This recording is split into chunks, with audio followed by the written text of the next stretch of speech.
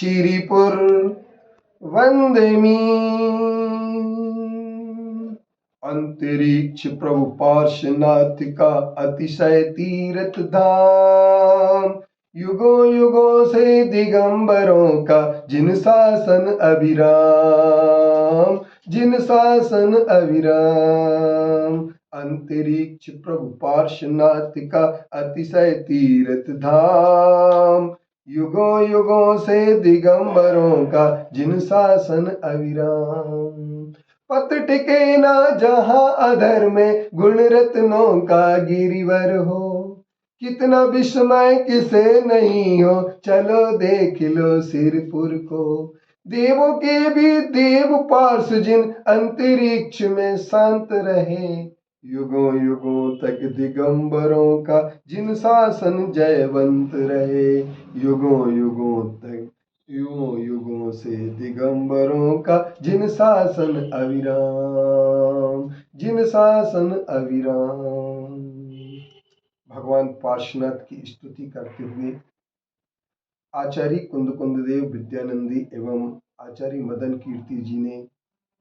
युगों युगों तक के जिन शासन को श्रेष्ठ बताया और कहा कि अंतरिक्ष पार्श्वनाथ श्रीपुर दिगंबरों का है। इसी तारतम्य में मैं आपके लिए बताना चाहता हूँ कि दिगंबरों का यह तीर्थ महान क्यों है।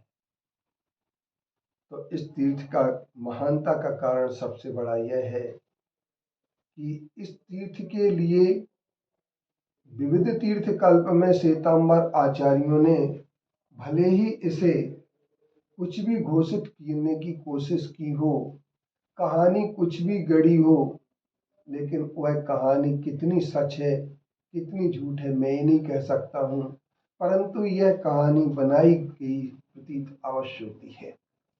अब हमारे सामने सबसे बड़ी बात ये आती है कि जिन्होंने भी सत्य को समझने का प्रयास किया है, जिन्होंने भी सत्य दर्शन को देखा है, वो निश्चित तौर पर कह देंगे कि भगवान राम के समय में मुनि सुब्रतनाथ तीर्थ के शासन काल में खरदूषण ने कैसे और क्यों भगवान पार्श्वनाथ भावी तीर्थंकर की उपासना की। प्रश्न यह आएगा, क्या मुनि सुब्रतनाथ भगवान की महिमा उस समय कम थी? क्या उनका शासन काल उतना प्रभावशील नहीं था कि खरदूषण को पार्श्वनाथ की जरूरत पड़ी?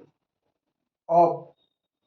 जैन दर्शन में कोई भी तीर्थंकर क्यों ना हो, सारे तीर्थंकर संकट मोचक होते हैं। सारे तीर्थंकरों में की छवि में, सारे तीर्थंकरों की वाणी में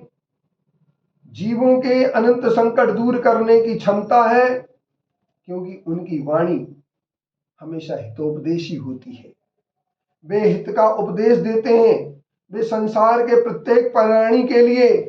हित और कल्याण की बात करते हैं। किसी भी प्राणी का कल्याण सम्यक दर्शन, सम्यक ज्ञान, सम्यक चारित्र से होता है, और जिन बिंब के दर्शन से सम्यक दर्शन की प्राप्ति होती है।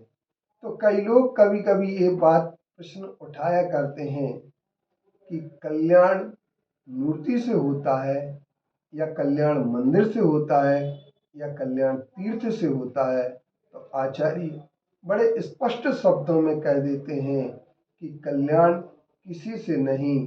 कल्याण सम्यक दर्शन, सम्यक ज्ञान और सम्यक चारित्र से होता है। ये आचार्य कुंद देव ने अपने सर्व विशुद्धि अधिकार समय सार में स्पष्ट घोषित किया है। हम निश्चय से सम्यक दर्शन, सम्यक ज्ञान, सम्यक चारित्र से होता है, और व्यवहार की दृष्टि से तीर्थ, जिनबिंब और इसके साथ गुरु सत्संग समागम, ये सारी की सारी चीजें व्यवहार की दृष्टि से होती हैं। अब व्यवहार के बिना तीर्थ नहीं चलता है और निश्चय के बिना आत्मा का कल्याण नहीं होता है। इसलिए आचार्य कुंद देव ने कहा है, व्यवहार और निश्चय दोनों का जब हम सामंजस्य करेंगे तभी जाकर के हमारे लिए ये मिलेगा कि हमारा आत्मा के कल्याण का मार्ग अंदर है और बाहर भी है। हम गुरुओं के साथ जब बैठते हैं, गुरुओं की वाणी पर सिद्धांत करते हैं, निमित्त यद्यपि हमारे लिए